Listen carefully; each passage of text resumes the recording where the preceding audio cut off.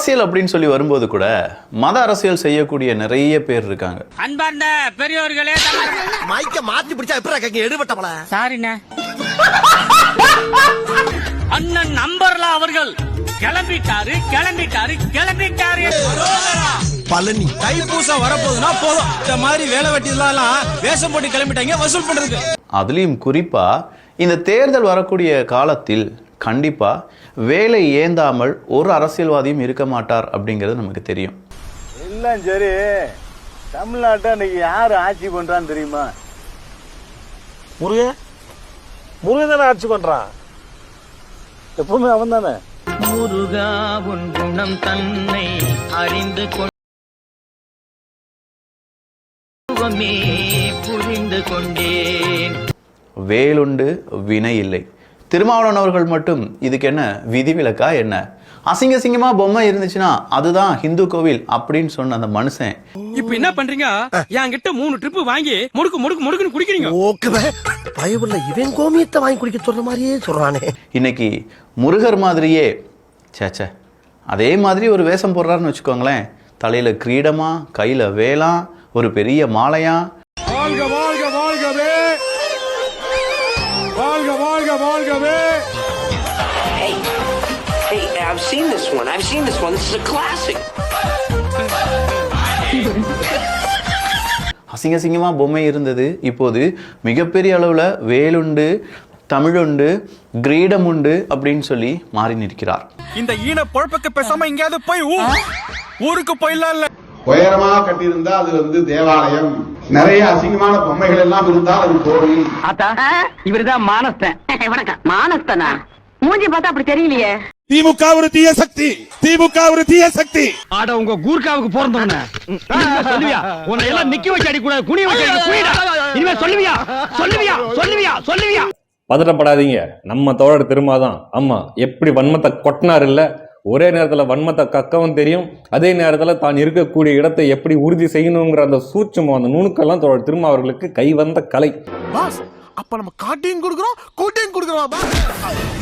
Idiot.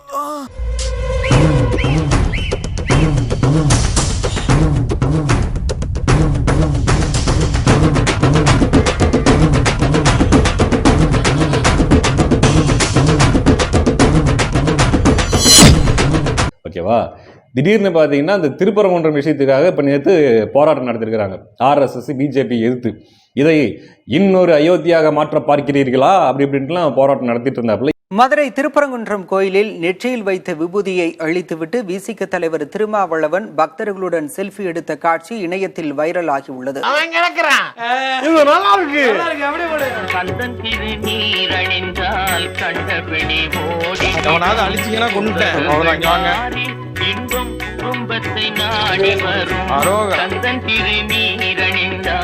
எதுக்கு இதை இந்த நேரத்துல, தேர்தல் கிட்ட வர நேரத்துல எதுக்கு பண்றாப்புல?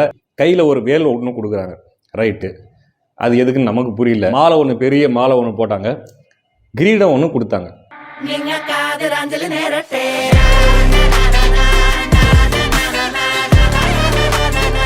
தமிழுண்டு, கிரீடம் உண்டு அப்படின்னு சொல்லி மாறி நிற்கிறார். காரணம் என்ன? ஓட்டு தான், வேற ஒண்ணுமே இல்லை. 2026 தான்.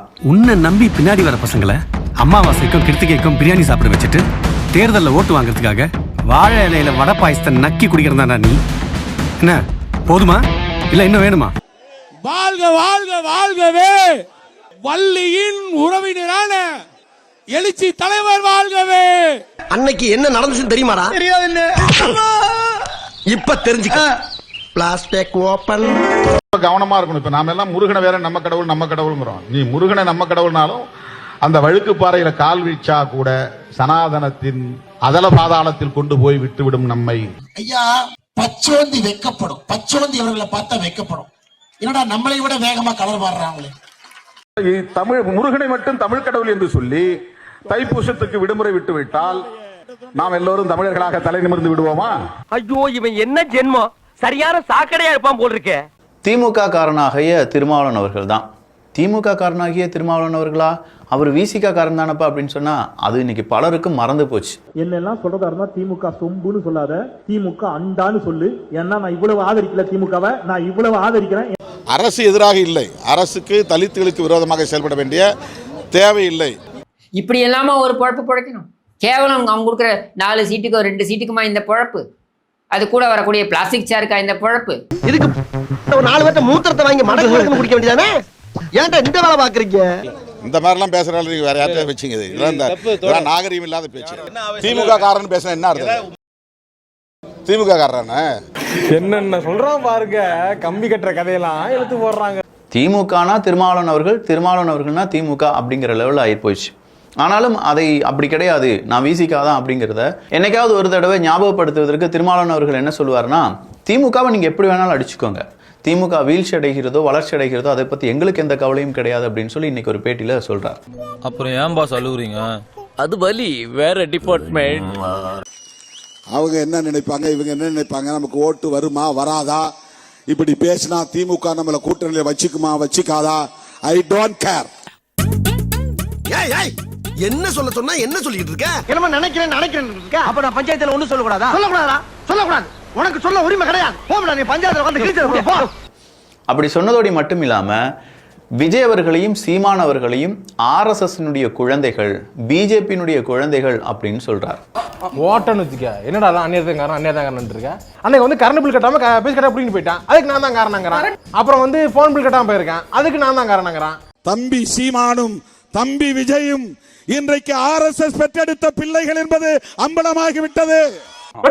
அசிங்கமா திட்டிடுவேன், கெட்ட வார்த்தையில அந்த மாதிரி திட்டிடுவேன். பாரதிய ஜனதாவும் ஆர்எஸ்எஸும் விடுதலை சிறுத்தைகளின் நண்பர்களாகத்தான் இருப்பார்கள், அதில் எந்த மாற்று கருத்துக்கும் இடமில்லை. பைத்தியமாயவே ரொம்ப நேரம் நல்லா பேசிக்கிட்டாரையா. என்னடா இல்ல ஒரு பேச்சுக்குப்பா, இல்ல தண்ணி இனி போட்டிருக்கியா? ஏன் இப்படி பேச்ச மாத்தி பேசுற? இவர் தமிழ் கடவுள், நீங்க சமஸ்கிருதத்தை தாய்மொழியாக கொண்டவர்கள், உங்களுக்கு எப்படிப்பா முருகன் அவர்கள் வருவாரு, நீங்க எப்படிப்பா அவர் தமிழ் கடவுள் பிராமண கடவுளா மாறினாரு அப்படின்னு சொல்லி ஒரு கேள்வியை கேட்கிறார். ஐயா, நாங்கள் என்ன கேட்கிறோம் என்றால், நாங்கள் தமிழர்கள், அந்த பண்பாடு இருக்கிறது, அந்த கலாச்சாரம் இருக்கிறது, நாங்கள் எப்போது இருந்த ஐயா திராவிடர்களாக மாறினோம், எங்களை ஏன் இப்படி கன்வெர்ட் பண்ணீங்க? நீ கேட்ட ஒவ்வொரு கேள்வி என்ன செருப்பால் அடிச்ச மாதிரி இருக்குடா. எப்பா, யார் திமுகவை எதிர்த்தாலும் அவனை சங்கின்னு சொல்லு, யார் திமுகவை எதிர்த்தாலும் அவன் ஆர்எஸ்எஸ்னுடைய கை குழந்தை அப்படின்னு சொல்லு. இந்த அசைன்மெண்ட்டை திருமாவளவன் அவர்களுக்கு கொடுத்திருக்காங்க. இவன் அல்லகைப்பா, அல்லகைனா எறும்பு சோறு மிச்ச மீதி போட்டா தின்னுட்டு எதுக்கு எடுத்தாலும் ஆமா போடுறவன். எனக்கு தெரிஞ்ச டாக்டர் புதுசா ஒரு ஆஸ்பத்திரி ஆரம்பிச்சிருக்காரு, வந்து ஒரு ஊசியை போட்டு போங்க. ஊசியை போட்டு போவா? நான் எதுக்கு ஊசி போடணும்? நீங்க முகராசியான ஆளா இருக்கீங்க, வந்து ஒரு ஊசியை போட்டு போனீங்கன்னா அப்புறம் அந்த ஆளுக்கு அதுவா வியாபாரம் ஓடிக்கும்.